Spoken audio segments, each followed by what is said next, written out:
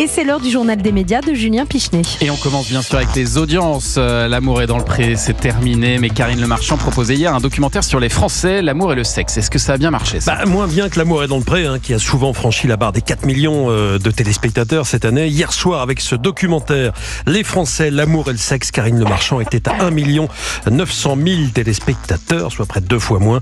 M6 était derrière le film de France 3, La Bonne Épouse, 1,9 million. Derrière Les Invisibles sur France 2, 3,1 millions. Et derrière TF1, qui a fini en tête hier soir avec Cat Size, qui marche plutôt bien depuis son lancement. Cat Size qui a réuni hier soir sur TF1 donc 3 900 000 téléspectateurs. Europe 1, le journal des médias. Karine Bast présentera une nouvelle émission quotidienne sur les Outre-mer à partir du 13 janvier sur France 5. Le nom de ce nouveau magazine de 26 minutes, c'est Pas si loin. Tous les jours, en semaine, la journaliste abordera à travers 2 reportages un thème en lien avec les Outre-mer et leur environnement direct. Alors du lundi au jeudi, Karine Bast sera seule en plateau. Ses invités seront en duplex. Ils réagiront donc aux thématiques directement depuis les territoires en question. Avant de présenter ce nouveau format, Karine Bast, vous vous souvenez, était la joker d'Anne-Sophie Lapix pour les JT de France 2.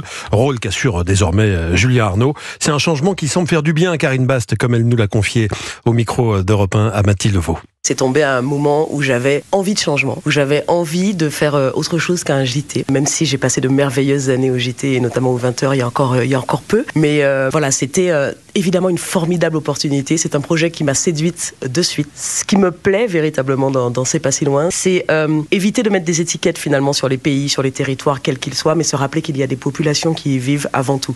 Donc voilà, mettre l'humain au centre du jeu, ça m'a séduite d'un coup.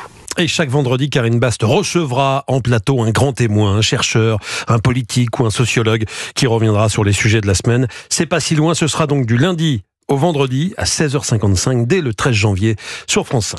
Et puis toujours sur France Télévisions, Agathe Le Caron va, elle, tourner aujourd'hui le pilote d'une nouvelle émission. C'est une information du journaliste indépendant Clément Garin que nous sommes en mesure de confirmer.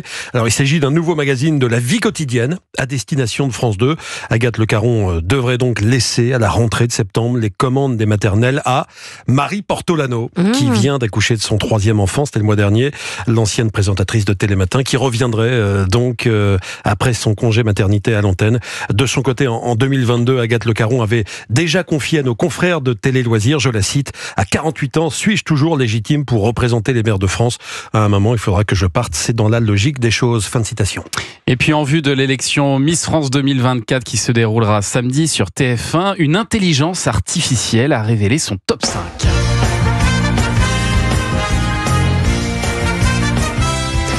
Pour la 7e année consécutive, le cabinet Avisia tente de prédire l'identité de la prochaine Miss France grâce à une intelligence artificielle. On en est là pour les pronostics aujourd'hui. On demande la technologie. Ça ne marche pas toujours, même s'il y a 2 ans, cette intelligence avait prédit l'élection d'Indira Ampio et sa première dauphine aussi. Alors là, si on en croit l'intelligence artificielle, c'est Moria André, Miss Guadeloupe, qui remporterait la couronne cette année. Elle devancerait Miss Martinique, Miss Nord-Pas-de-Calais, Miss Picardie, enfin Miss Bourgogne, qui serait 5e. Ces prédictions peuvent encore changer et être actualisées jusqu'au jour de l'élection. Donc pas de Miss Franche-Comté, contrairement aux prédictions de Culture Média. Aïe, aïe, aïe.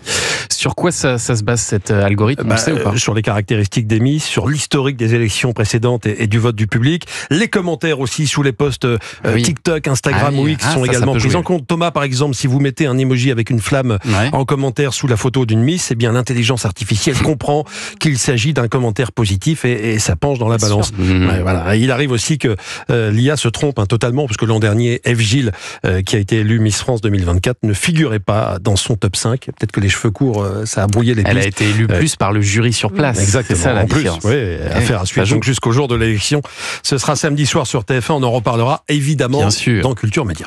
Et puis hier sur BFM TV, 2 journalistes ont eu bien du mal à contenir leur fou rire. Sonia Carneiro s'est trompée sur le nom de famille d'une journaliste, qui plus est dans un moment très sérieux. C'était pas du tout le moment de rire.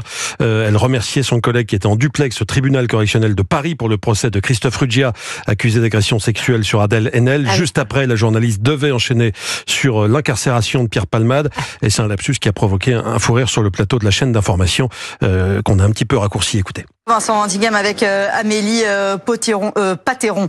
On en vient à cette information BFM TV de Pierre Palmade qui est en détention. Pierre Palmade qui est en détention. Et là, vous me laissez enchaîner.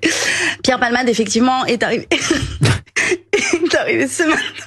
Ah oui. Voilà. Ça arrive toujours au pire moment. C'est justement parce que il ne faut pas rire, évidemment, parce que ce sont des sujets très graves que ça peut arriver. Parce que si ça avait été du sport, par exemple, on n'aurait pas eu de rire, peut-être. Mais je retiendrai cette leçon. Alors, je vous laisserai comme ça dans cette situation si jamais ça devait arriver. Ah bah là, il y a zéro solidarité, oui, bien sûr. Merci Julia pour ce journal des médias dont toutes les infos sont à retrouver dans la newsletter média, inscription gratuite sur europe1.fr. Un grand merci aussi à Lisa Azuelos et Thierry Teston.